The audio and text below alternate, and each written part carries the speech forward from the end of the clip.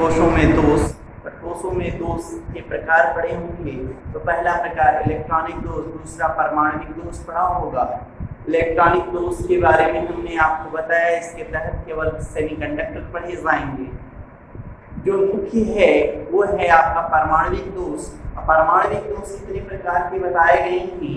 तो परमाणविक दोष में दो प्रकार बताए गए होंगे, एक बिंदु दोष, दूसरा जालक दोष।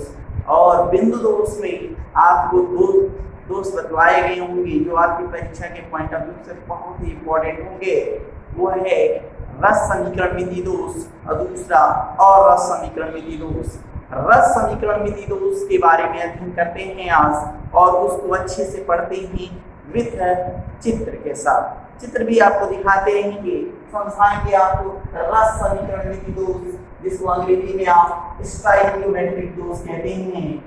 Stoichiometric defect.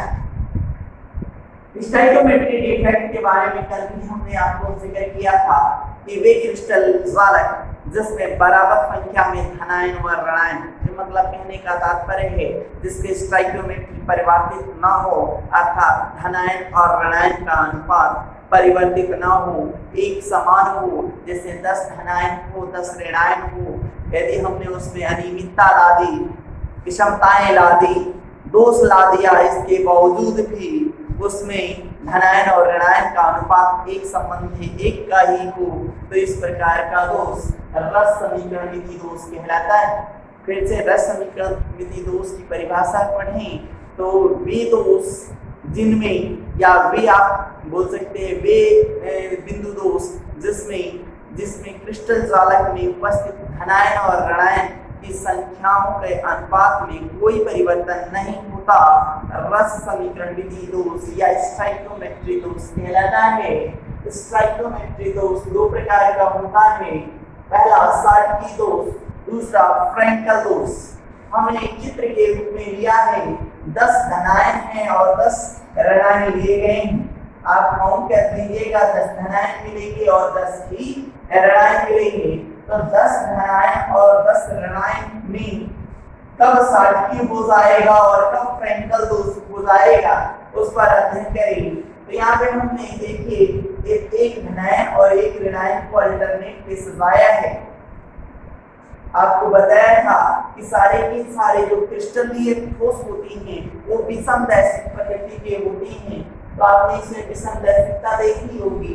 यहाँ फिर से हम बात करते हैं, तो देखिए ध्यान से, positive negative, positive negative, positive negative, positive negative alternate क्रम में हमने सजाया है।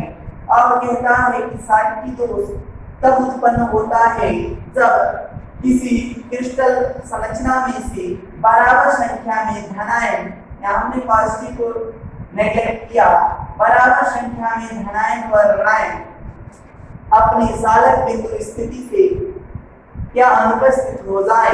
तो जालक बिंदु की स्थिति से अनुपस्थित हो गए तो पहले क्या थे, 10 धनायन थे और 10 ऋणायन थे।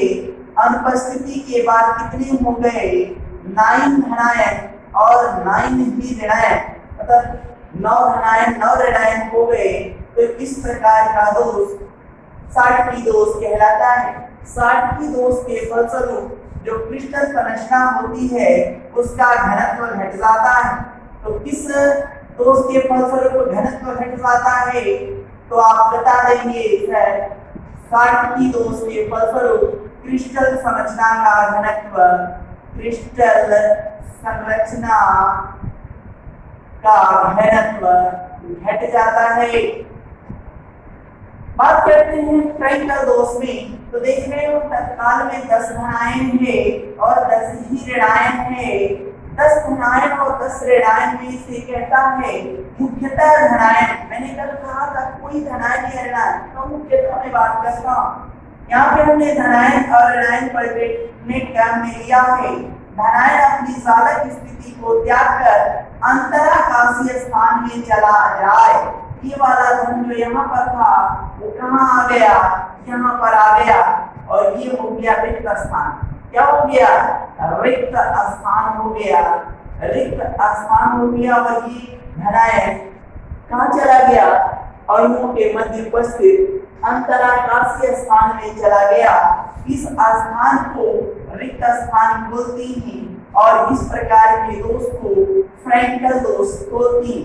तो यहाँ पर 10 धनायन और 10 ऋणायन ही थे, लेकिन केवल स्थिति का परिवर्तन हुआ। तो कहेंगे कि वह किस प्रकार का दोष है जिसमें क्रिस्टल का घनत्व नहीं घटता। तो फ्रैंकल दोष में क्रिस्टल का घनत्व, क्रिस्टल संरचना या क्रिस्टल का घनत्व नहीं घटता है। बात करते हैं, हमने कल भी बात किया था साटकी दोष उन प्रकार के क्रिस्टल आयनिक क्रिस्टलों में पाया जाता है जिनकी समन्वय संख्याएं उच्च होती हैं। और समन्वय संख्या को हमने बताया था कि किसी भी प्रतिवेशी, मतलब प्रतिवेशी का मतलब पड़ोसी होता है, किसी भी पड़ोसी परमाणु जो विपरीत आवेश वाले होते हैं, जिन्हें घेरे होते हैं, वही उस पार्टिकुलर आयन की समन्वय संख्या कहलाती है। जैसे एक पॉजिटिव आयन को 4 नेगेटिव आयन ने घेरा है, तो उस पॉजिटिव आयन की समन्वय संख्या कितनी होगी? 4। यदि एक नेगेटिव आयन को 4 पॉजिटिव आयन ने घेरा है, तो उसकी समन्वय संख्या क्या होगी? तो भी आप बोलेंगे 4। तो कहने का तात्पर्य है प्रतिवेशी पड़ोसी परमाणुओं की संख्या ही उस क्रिस्टल की समन्वय संख्या कहलाती है। तो जिन भी आयनिक यौगिकों में समन्वय संख्याएं उच्च होती हैं, अधिक होती हैं, उनमें साटकी दोष पाया जाता है। मुख्यतः हम आपसे बात कर लें जिनकी समन्वय संख्या 6 या 8 होती है, उनमें साटकी दोष पाया जाता है। बात करते हैं, हमने ये भी आपको बताया था कि ये केवल उन आयनिक यौगिकों में पाया जाता है जिसमें धनायन और ऋणायन का आकार लगभग समान होता है, मतलब इसमें कोई भिन्नता नहीं होती। जैसे एग्जांपल के रूप में रॉक सॉल्ट NaCl लिया गया है, KCl, KBr, सीजियम क्लोराइड और AgBr। आप देख रहे होंगे AgBr को सभी घेरा है, इसलिए कि बहुत इंपॉर्टेंट है। वह कौन सा आयनिक यौगिक है जिसमें दोनों प्रकार का दोष पाया जाता है? तो आप बोलेंगे सिल्वर ब्रोमाइड। AgBr में साटकी दोष भी पाया जाता है और फ्रैंकल दोष भी पाया जाता है। बात करते हैं फ्रैंकल दोष में। फ्रैंकल दोष में आपको भी बताया, इसमें क्रिस्टल का घनत्व नहीं घटता है, क्योंकि पार्टिकुलर धनायन, मुख्यतः धनायन की बात करते हैं, ऋणायन हो सकता है। पार्टिकुलर धनायन अपनी चालक स्थिति को त्याग देता है। और क्यों सर त्याग देता है?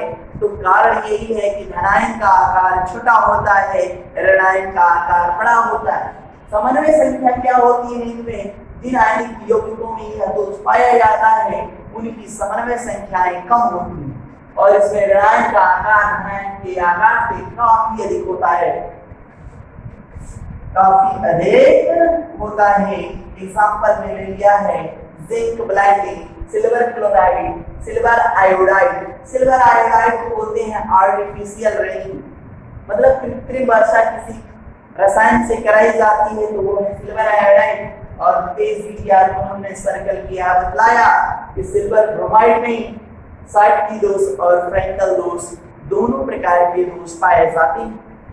कंडीशन कहते हैं, फिर से हम रस समीकरण विधि दोष की बार बार बात करते हैं। इसमें धनायन और ऋणायन की संख्याओं का जो अनुपात होता है वो परिवर्तित नहीं होता।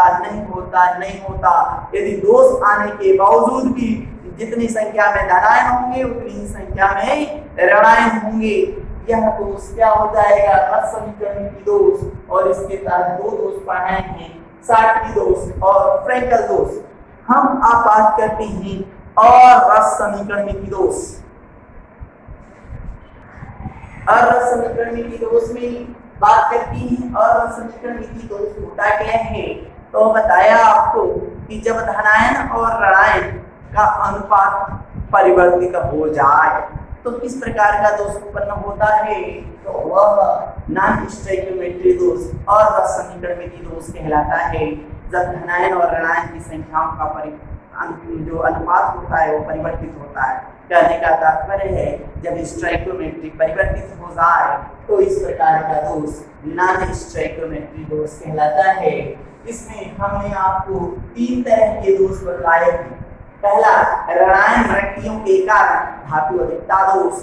अंतराकाशी धनायन के कारण धातु अधिकता दोष और ऋणायन वृत्ति के कारण धनायन वृत्ति के कारण धातु निष्ठता दोष। क्या क्या है, कैसे है, थोड़ा सा चित्र पे फोकस करें। कहता है कि सर 10 धनायन है और 10 ऋणायन, 10 A प्लस और 10 B माइनस है। 10 धनायन और 10 ऋणायन है। कहता है कि सर की कोई ऋणायन, सपोज दैट हमने इसको लिया, अपनी चालक स्थिति से गायब हो जाए तो अब अनुपात क्या हो जाएगा, 10 धनायन हो जाएगा और 9 ऋणायन होंगे। कहता है कि सर की क्रिस्टल तो उदासीन होता है, जब इसमें दोष उत्पन्न हो गया तभी उदासीनता को बनाए रखना चाहता है। तो उदासीनता को बनाए तभी रख सकता है जब बराबर संख्या में धनायन और ऋणायन उपस्थित हो। तो यहाँ पर तो 10 धनायन और 9 ऋणायन हो गए, तो इस धनायन की को रिड्यूस करने के लिए एक इलेक्ट्रॉन ऐड हो जाता है। कहां पर, इस रिक्त वाले स्थान पर। इस रिक्त वाले स्थान पर एक इलेक्ट्रॉन ऐड हो जाता है, जिसको हम मुख्यतः यह केंद्र कहते हैं। बच्चों में बहुत बार पूछा गया है कि यह केंद्र या रंगा केंद्र क्या कहलाता है। तो रंगा केंद्र कब आएगा, तो रंगा केंद्र तब आएगा जब नॉन स्टोइकियोमेट्रिक दोष होगा और उसमें से मुख्यतः ऋणायन अपनी चालक स्थिति से अनुपस्थित हो जाए, चालक स्थिति में अनुपस्थित हो जाए और उसकी जगह जो छिद्र उत्पन्न हुआ उसमें एक इलेक्ट्रॉन आके सम्मिलित हो जाए ताकि क्रिस्टल उदासीनता को बनाए रखे।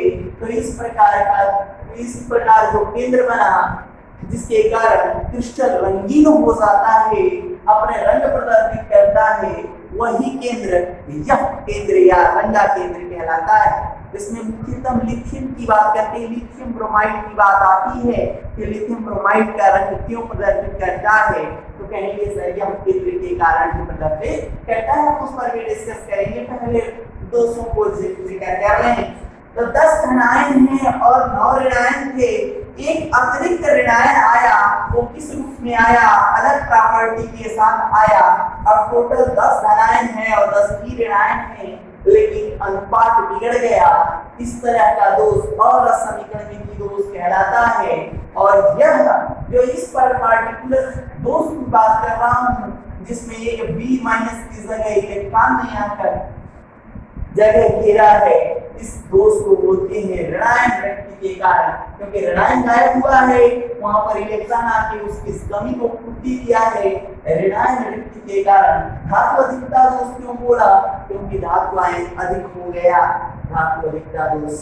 बात करती है दूसरी प्रकार के और समीकरण विधि दोष की, जिसमें आपने पर्टिकुलर एक चित्र देख रहे होंगे जिसमें 10 धनायन है और 10 ही ऋणायन है। 10 धनायन और 10 ऋणायन हमने लिया। अब इसमें से बात करता है कि कोई धनायन, एक अतिरिक्त धनायन की बात करता हूं, एक अतिरिक्त धनायन चालक स्थिति में आ जाए तो 10 और एक क्या हो जाएगा, एक अतिरिक्त धनायन जुड़ने की वजह से अब हो जाएंगे 11 धनायन।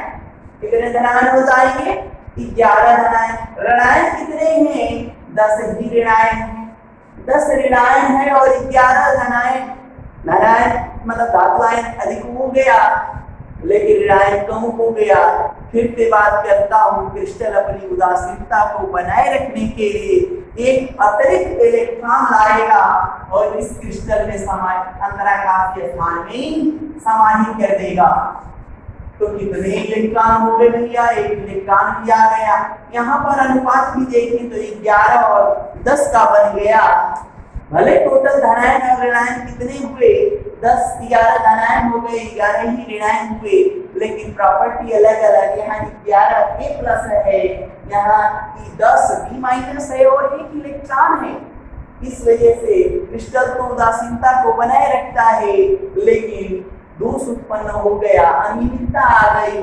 अनियमितता आने की वजह से यह एक दोष हो गया और दोष क्या कहलाएगा, अंतराकाशी धनायन। मतलब एक अंतराकाशीय स्थान में दोनों के मध्य उपस्थित जगह होती है, स्थान होता है, उस अंतराकाशीय स्थान में एक धनायन आ गया, तो इस तरह का अंतराकाशीय धनायन के कारण धातु अधिकता दोष उत्पन्न हो गया।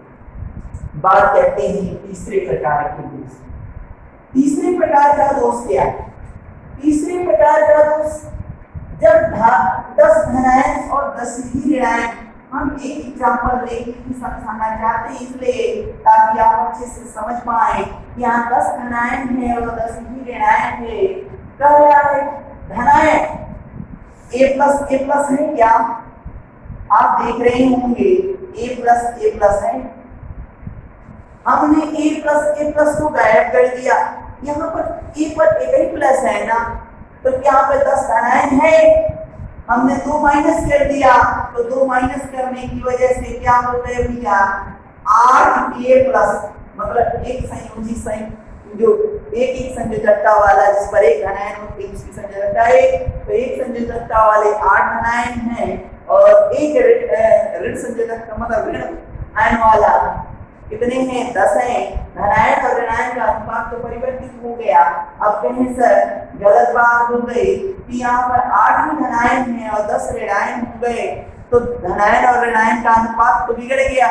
अब बिगड़ने की वजह से क्रिस्टल की उदासीनता भी बिगड़ गई। तो क्रिस्टल अपने आप को उदासीन करने के लिए कहता है एक ऐसी एक्स्ट्रा तत्व को ला देता है। मान लिया हमने यहाँ पर D प्लस में बात करता हूँ DK2 प्लस, हमने DK2 प्लस वाले एक आयन को ले दिया, तो DK2 प्लस है ना, तो 2 धनायन हो गए।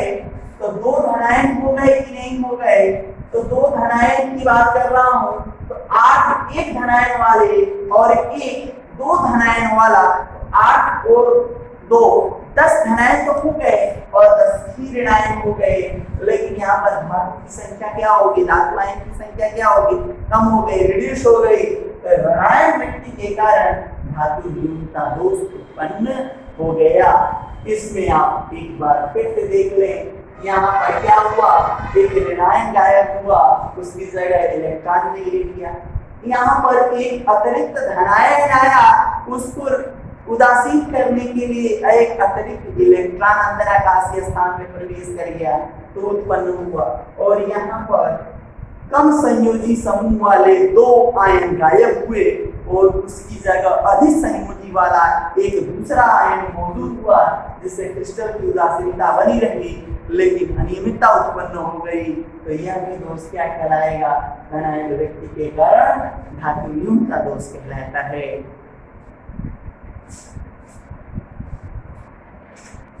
इनकी एग्जाम्पल की बात करें तो पहला ऋणायन व्यक्ति के कारण धातु अधिकता दोष में क्या होता है?